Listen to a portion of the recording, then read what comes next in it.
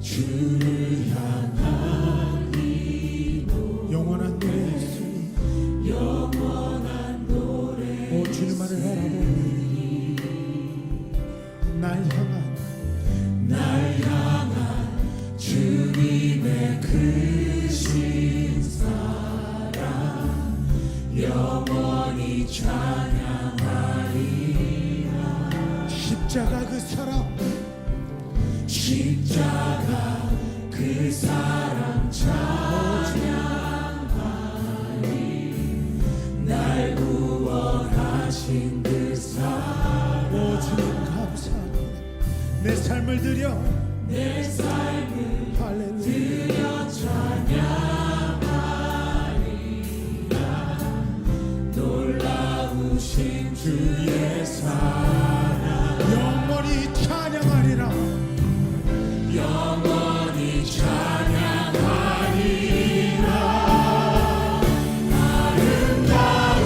아름다우신 오 놀라우신 영원할 수 없는 사랑 오 위대하신 하나님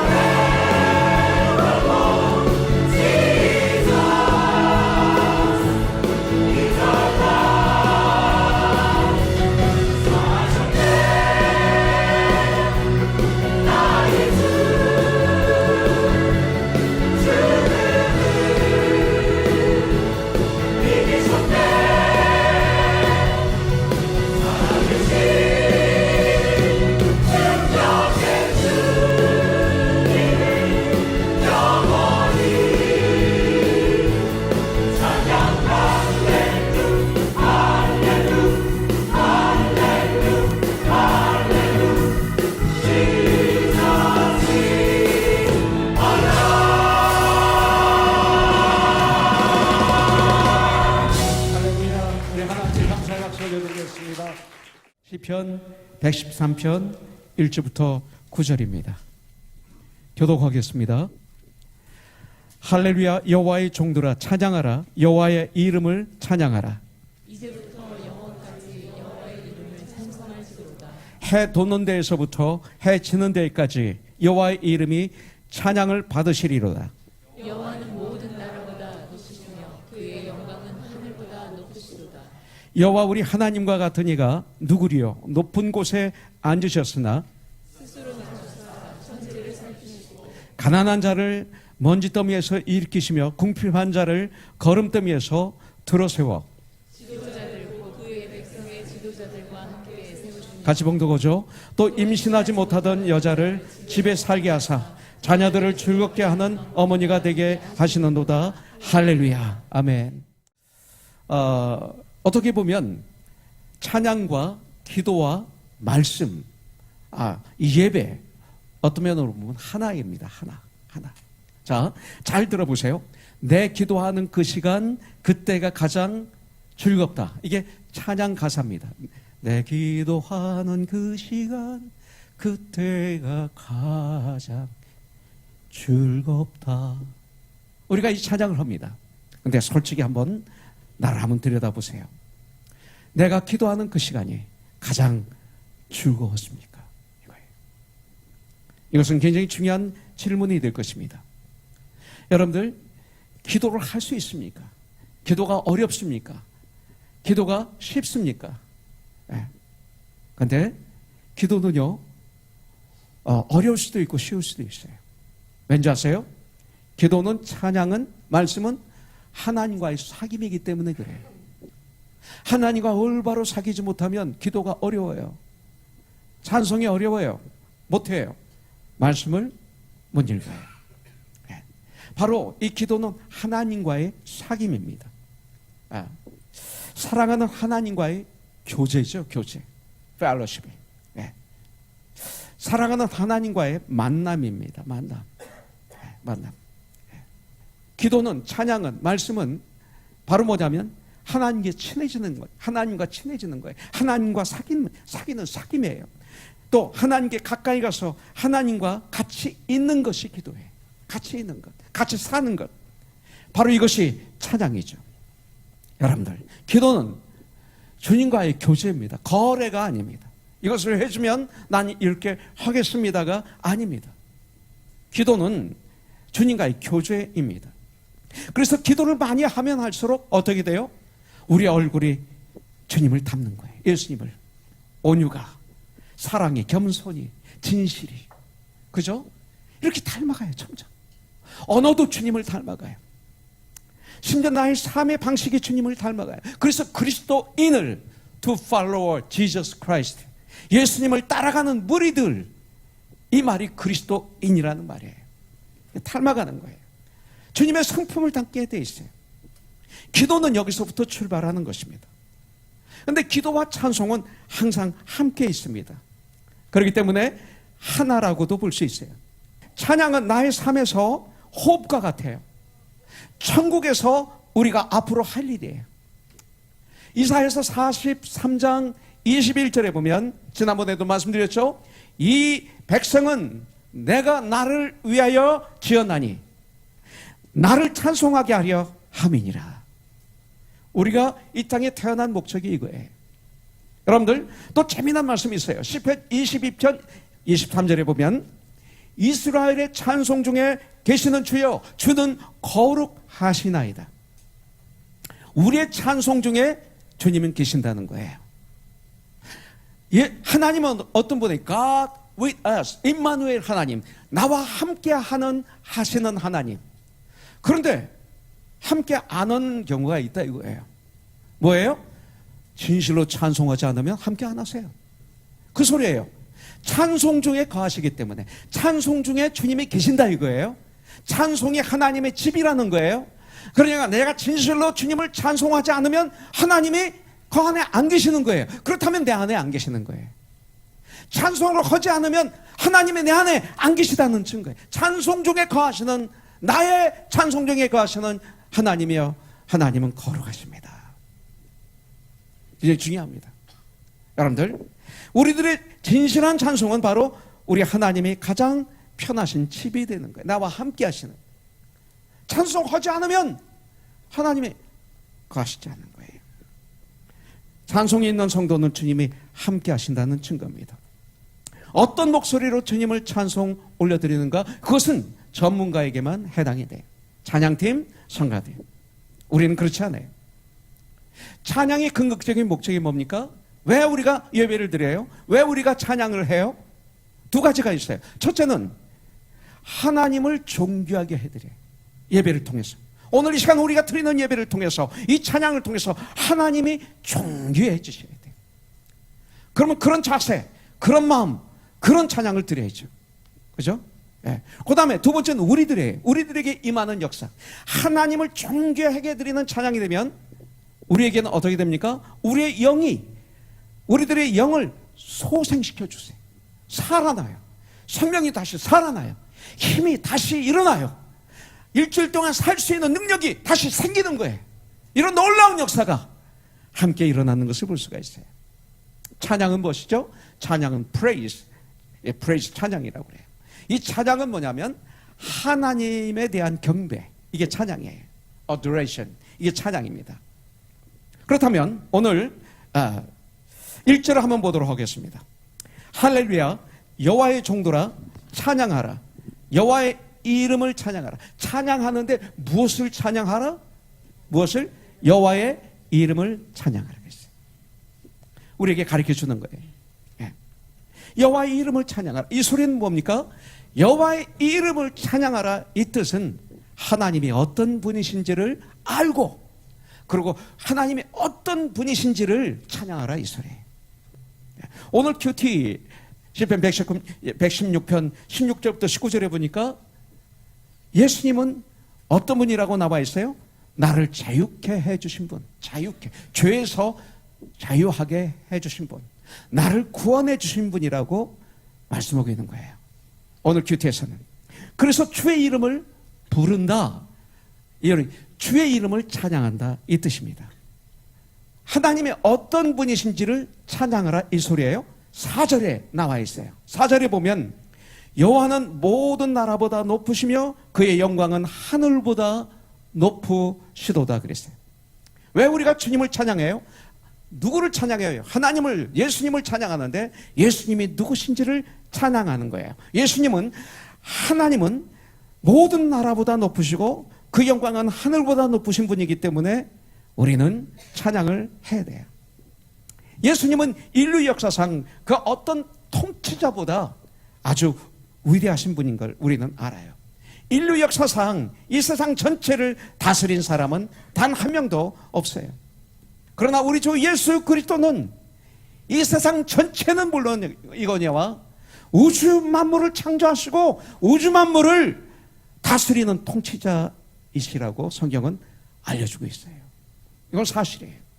자, 두 번째 5절부터 9절에 보니까 여호와 우리 하나님과 같은 이가 누구리요? 높은 곳에 앉으셨으나 스스로 낮추사 천지를 살피시고 가난한 자를 먼지더미에서 일으키시며 궁핍한 자를 거름더미에서 들어세워 지도자들 곧 그의 백성의 지도자들과 함께 세우시며 또 임신하지 못하던 여자를 집에 살게 하사 자녀들을 즐겁게 하는 어머니가 되게 하시는도다. 할렐루야. 무의 소유를 창조하시네요.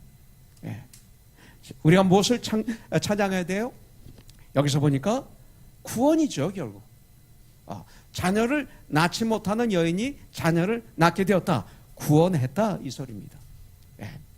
하나님은 우리로 사랑으로 우리들을 사랑으로 구원하신 분이기 때문에 주님을 찬양해야 돼요. My Savior, My Lord이기 때문에 찬양해야 돼요. 여러분들 이 말씀이 뭐예요? 빌립보서 2장 5절부터 11절에 하늘 영광을 다 버리시고 그 높은 보좌에서 낮아지셨다. 스스로 낮아지셨다. 우리들을 구원하시기 위해서 이 땅에 내려오신 우리 주 예수 그리스도에 대해서 지금 말씀하고 있는 거예요. 시편 113편 5절부터 9절까지. 그런데 그 말씀이 빌립보서 2장 5절부터 11절에 나와 있잖아요.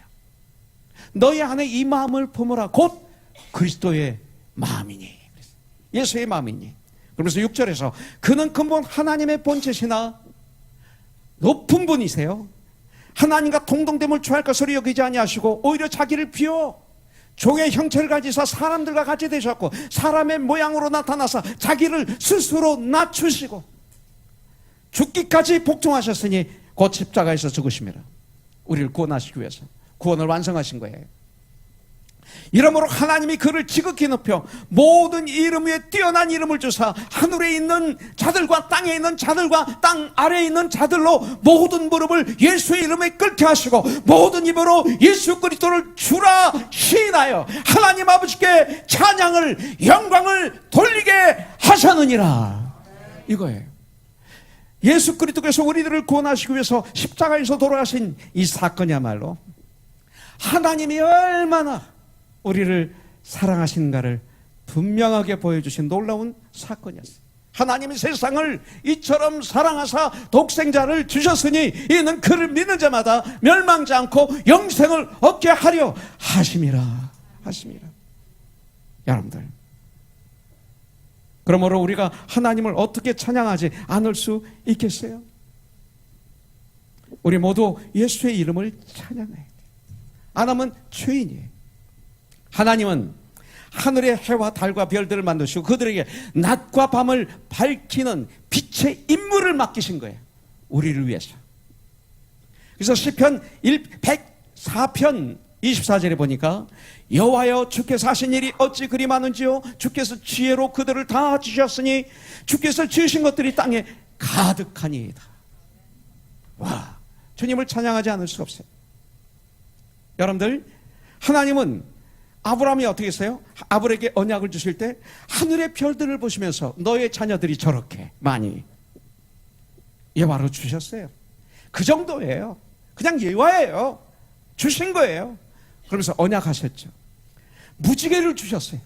노아에게 앞으로 물로 너희들을 심판하지 아니하리라 하면서 무지개를 우리에게 주셨어요. 무지개는 언약의 표시예요. 크리스천들에게. 그런데 이 시대 문제는 동성애자들이 그들의 상징으로 삼아서 이 시대 우리 그리스도인들이 무지개를 사용하지 않아요. 그건 바보예요. 그들이 자기들의 심볼로 사용한다고 해서 우리 걸 뺏겨요. 더 사용해야지. 예. 뺏기면 안 돼요. 예. 더 사용해야죠. 원래 우리 것인데. 예. 스데반 집사는 하늘이 열리면서 하나님 우편에 예수님이 서 계신 것을 보았다라고 고백합니다.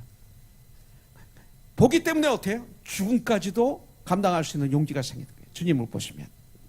사도 요한은 요한계시록 4장 1절에 보니까 하늘의 열린 문을 보았어요. 여러분들. 또 요한계시록 21장에 보니까 새 하늘과 새 땅과 새 예루살렘을 보았다라고 증언하고 있어요. 바울은 어떻습니까? 그 자신이 고린도후서 11장에 보니까 14년 전에 셋째 하늘에 이끌려 갔다 왔다는 것을 아주 조심스럽게 고린도 교회 형제자매들에게 증가하고 있어요. 12장에 보니까. 그러면 하늘은 우리가 언제나 볼 수 있는 하늘 이외에 다른 하늘이 있는 것을 알려주시는 거죠. 여러분들, 하늘은 세 가지 하늘이 있습니다. 세 가지 하늘. 첫째 하늘은 우리가 살고 있는 이 지구를 둘러싸고 있는 공간, 이 하늘이 있어요. 둘째 하늘은 별들, 태양, 달, 무한대의 우주 공간을 얘기하고 있습니다. 셋째 하늘은 뭡니까? 하나님이 계시는 영적 공간, 곧 천국을 말씀하고 있는 거예요. 이것이 상서적이에요. 다른 걸 풀면 안 돼요. 그리고 이 모든 것이 우리 인생들을 위하여 하나님이 만들어 놓으신 것이라는 사실을 깨닫게 되면 우리는 감격하지 않을 수가 없고 놀라지 않을 수가 없고 감사하지 않을 수가 없고 주님을 찬양하지 않을 수가 없어요. 그래서 시편 기자는 시편 8편에서 여호와 우리 주여 주의 이름이 온 땅에 어찌 그리 아름다운지요, 이렇게 말씀하고 있어요. 그렇다면 언제 우리가 주님을 찬양해야 될까요? 2절이에요. 이제부터 영원까지 여호와의 이름을 찬송할지로다. 언제? 이제부터, 지금부터 영원까지. 찬양의 끝이 없어요. 여러분들, 예언과 방언은 주님이 우리가 천국 가면 다 끝나요. 사랑은 영원해요. 또 영원과 한 가지가 더 있어요. 찬양. 예배는 영원해요. 왜 영원해요? 중요하니까. 너무나 중요하니까 영원한 거예요. 회개도 정가면서 다 끝나요. 다 끝나는 것들이 많아요. 근데 영원한 것이 있는데 사랑과 찬양이에요. 예배. 이 말은 뭐예요? 이제부터 영원까지. 이 말은 하루 종일 찬양하겠단 말이에요. 근데 우리가 하루 종일 찬양할 수 있나요? 찬양은 우리가 입으로 소리내서 불러야 됩니다. 그러나 꼭 입으로 소리를 내는 것만 찬양이 아니라 우리가 정말 예수님을 믿고 예수님께 순종하며 주 안에서 거룩한 기쁨을 가지고 살아가는 생활, 이것이 찬양이에요. 이것이 찬양이에요. 어떤 땐 조용한 밤중에 성경을 묵상하다가 은혜를 받고 찬양을 막 부르고 싶을 때도 있을 거예요. 그러나 주위 사람들 깨우면 크리스찬이 아니죠. 은혜가 있어야죠, 주위에. 네. 그럴 때 소리내어 찬양을 하지 않아도 돼요. 다들 자기 때문에. 그럴 때는 마음으로 부를 수 있어요. 영으로 부를 수 있어요. 이게 찬양이에요. 입으로, 마음으로, 영으로. 이처럼 진정 은혜 받는 성도들은 하루 종일 찬양 속에 살아가야 돼요. 왜? 찬송 중에 주님이 계시기 때문에 내가 찬양을 끝내면 주님이 나에게서 떠나는 거예요. 내가 찬양을 올려드리지 않으면 찬송 중에 가시는 하나님이시기 때문에 나와 함께 하지 않으시는 거예요. 이게 맞는 거예요. 사랑하는 우리 성도님들, 지금부터 영원까지 주의 이름을 찬양하심으로 살아가야 돼요. 그래서 지난주에 말씀드렸지만 비파야 수고만 깰지어다. 악기도 깨야 돼요. 악기 썩어질 것을 찬양하면 노래하면 안 돼요. 깨어서 하나님을 찬양한 악기가 돼야 돼요. 내가 새벽을 깨우리라. 새벽이 깨우리라면 어둠이 물러가게, 난 어둠이 물러가게 하리라, 이 소리죠. 나는 성령 충만하리라. 그래서 주님을 찬양하리라. 바로 이 소리죠. 나의 죄성을 내가 죽이리라. 그래서 주님을 찬양하리라. 나는 교만을 죽이리라. 그래서 겸손해서 높으신 주님을 찬양하리라. 찬송으로 시작해서 찬송으로 마감하는 하루하루의 생활을 이야말로 참으로 복된 생활이고 거룩한 생활이에요. 내가 찬송을 부르던 내 입으로 불평, 불만, 원망, 신세 타령, 남에 대한 험담, 욕설 등을 일삼는다면 이거 안 돼요. 야고보서에서는 어떻게 단물과 쓴물이 이렇게 말해요. 한 입에서 안 되는 거예요. 만일 우리가 그렇다면 시편 기자처럼 이렇게 기도하세요. 주님, 내 입술 앞에 파수꾼을 세워 주시옵소서. 여러분들, 진정 신실한 성도는 지금부터 영원까지 온종일 주의 이름을 찬양하며 살아가는 사람이에요. 저는 우리 교회 성도들이 모두 이와 같은 복된 성도들이 되시길 주님의 이름으로 축복합니다. 시편 119편 164절에 보니까 주의 의로운 규례로 인하여 내가 하루에 7번씩 주님을 찬양하나이다. 7번이라는 단어는 무한정이에요. 하루 종일 주님을 찬양하겠습니다. 자, 그렇다면 어디서부터 어디까지, 마지막으로 어디서부터 어디까지 찬양해야 될까요? 3절, 해 돋는 데서부터 해 지는 데까지 여호와의 이름이 찬양을 받으시리다.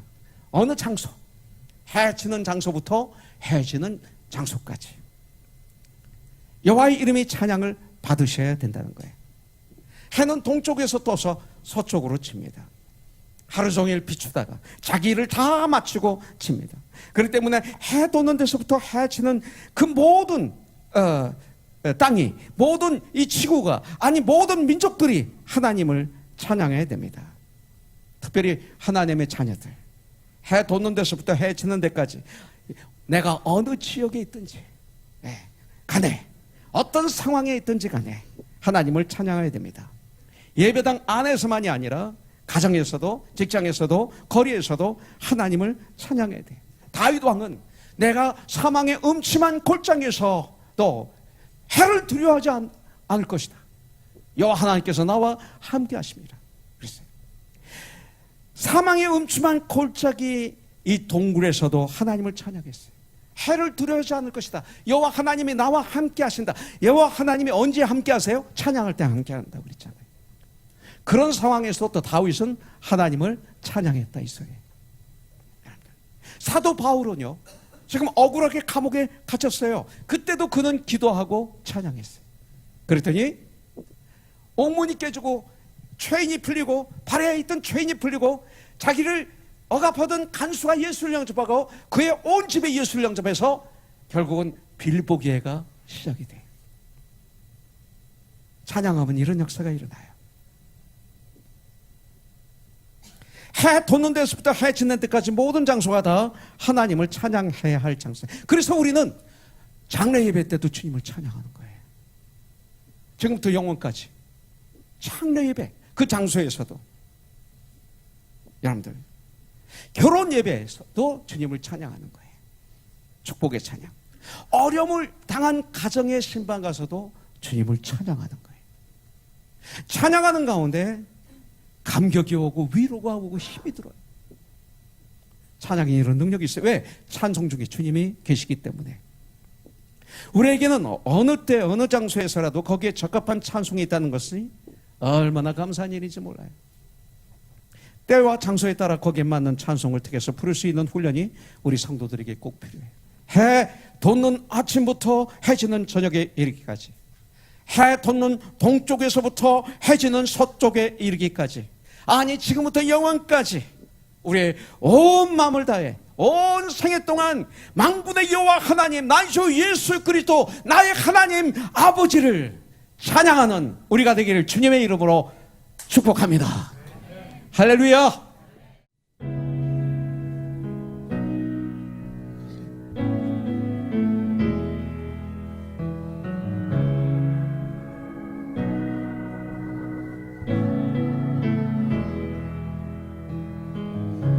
나 소망 없이 방황할 때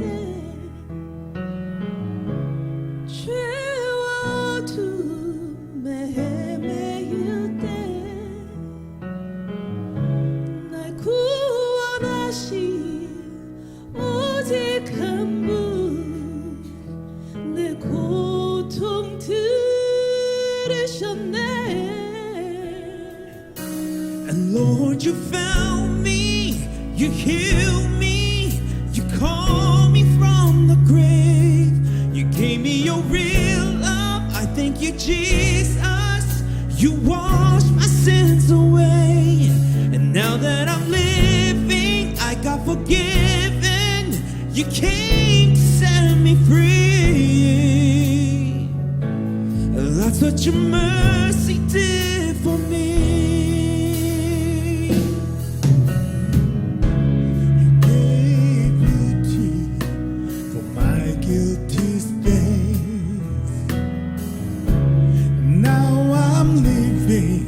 Day to day by His grace. So excuse me if I can't contain my praise, 'cause I know that I've been saved. 지시고 죽음에서 날 구원하셨네. 내가 주의 그 사랑으로 내 생명 주셨네. 내 죄 사하신 주님의 사랑 날 자유케 하네. 오직 주의 사랑으로.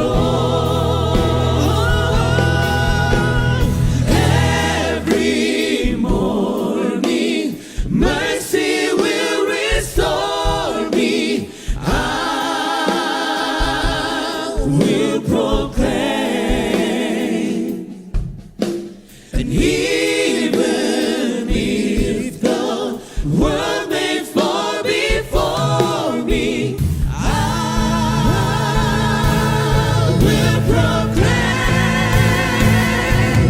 Lord, you found me, you healed me, you called me from the grave, you gave me your real love. I thank you, Jesus. You washed my sins away. Now that I'm living, I've been forgiven. You came to set me free. That's what your mercy did for me.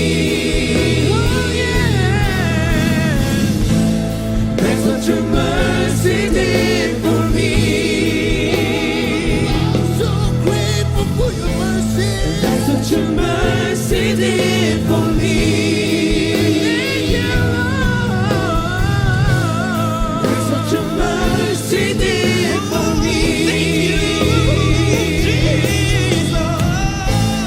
That's what your mercy did for me. That's what your mercy did for me.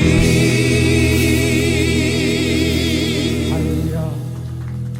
주님을 찬양합니다. 감사합니다.